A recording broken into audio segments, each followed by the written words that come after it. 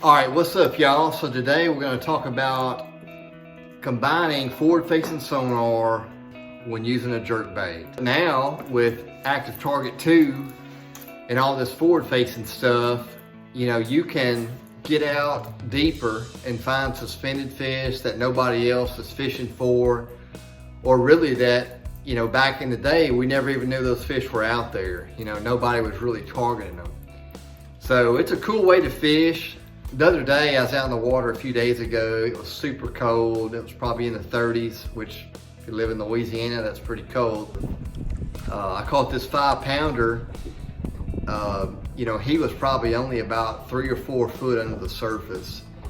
And I saw him when he was right near the boat. He kind of snuck out of some shad, and I was able to cast to him and popped it a few times, and he smoked it. I was using the Bill Lewis Scope Stik.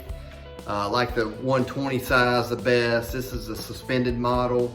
It goes down to about 6 foot if you really make a long cast and really get after it.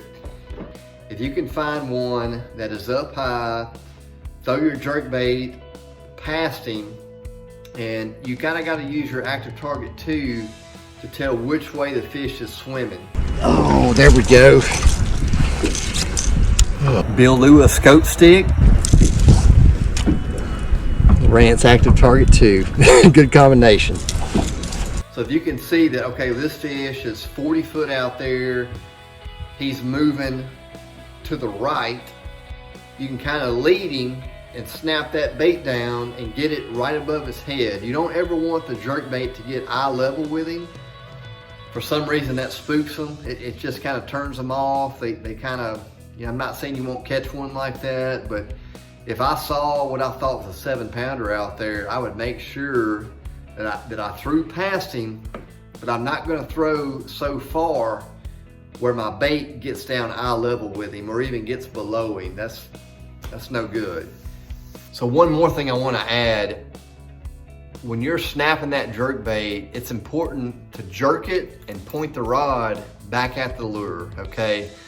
So you want to jerk that jerkbait on slack line, but whenever you're sitting still, you have to point that rod back at your lure.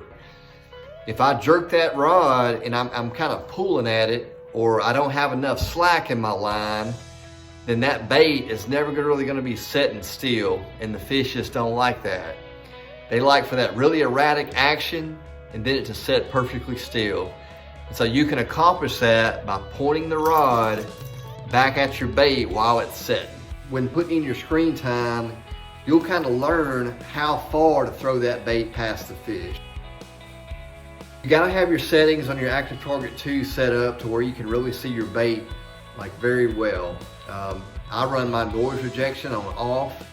I got a little bit more fuzz and a little bit more stuff going on the screen, but I can see my bait about 100 foot if I wanted to. So I know some of y'all like to have your screen just crystal clear, but I don't mind a little fuzziness in order to see my bait a little bit better. So I'll crank that sensitivity up. I'll turn that noise rejection off, and that's how I roll with it. As far as colors of the Scope Stik, I like this chartreuse and purple with that orange belly. A year ago, I got my hands on my first Scope Stik, and that was the color that it was. I caught fish on Caddo Lake with it, and I've caught fish all over the country with it. They make some other awesome colors, but for me, stained water especially, like I have right here in Louisiana right now, that's just a really good color. And again, I'm throwing that in the 120 size, the suspended model that goes about 6 foot. So if you have any questions about any of the setup or what you're seeing in the video clip of the fish catch, just leave them in the comments. Thank y'all very much for following me in my career, and we'll see you in the next video.